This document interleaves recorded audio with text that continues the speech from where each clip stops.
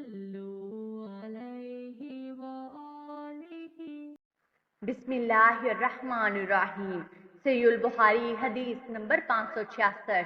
حضرت عائشہ رضی اللہ عنہ سے روایت ہے، انہوں نے فرمایا ایک بار رسول اللہ صلی اللہ علیہ وسلم نے عشاء کی نماز میں دیر فرمائی۔ یہ اسلام کے پھیلنے سے پہلے کا واقعہ ہے۔ چنانچہ آپ گھر سے نہیں نکلے۔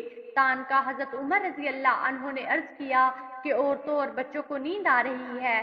پھر آپ تشریف لائے اور اہل مسجد سے فرمایا، روئے زمین پر تمہارے علاوہ اور کوئی اس نماز کا انتظار نہیں کر رہا ہے۔ صحیح البخاری حدیث نمبر 567۔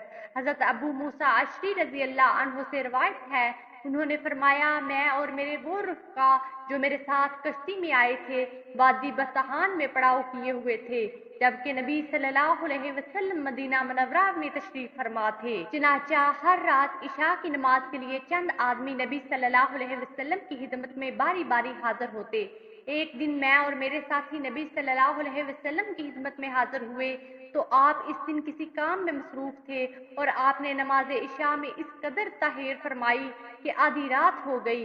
آخر نبی صلی اللہ علیہ وسلم باہر تشریف لائے اور نماز پڑھائی۔ نماز سے فراغت کے بعد آپ نے حاضرین سے فرمایا، ذرا ٹھہرو، تمہیں مبارک ہو، کیونکہ تم پر اللہ کی یہ نعمت ہے کہ اس وقت تمہارے علاوہ لوگوں میں سے اور کوئی نماز نہیں پڑھ رہا ہے۔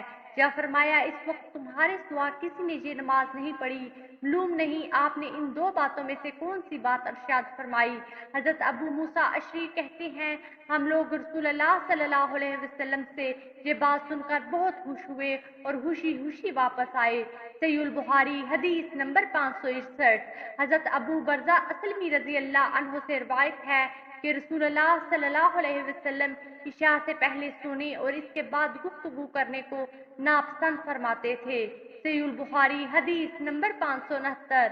حضرت عائشہ رضی اللہ عنہا سے روایت ہے، آپ نے فرمایا ایک رات رسول اللہ صلی اللہ علیہ وسلم نے عشاء کی نماز میں تاخیر کر دی، یہاں تک کہ حضرت عمر رضی اللہ عنہ نے آپ کو بآواز بلند کہا، یا رسول اللہ نماز پڑھا دیں، عورتیں اور بچے سو گئے ہیں۔ چنانچہ آپ باہر تشریف لائے اور فرمایا تمہارے علاوہ اہل زمین میں سے کوئی اس نماز کا انتظار نہیں کر رہا۔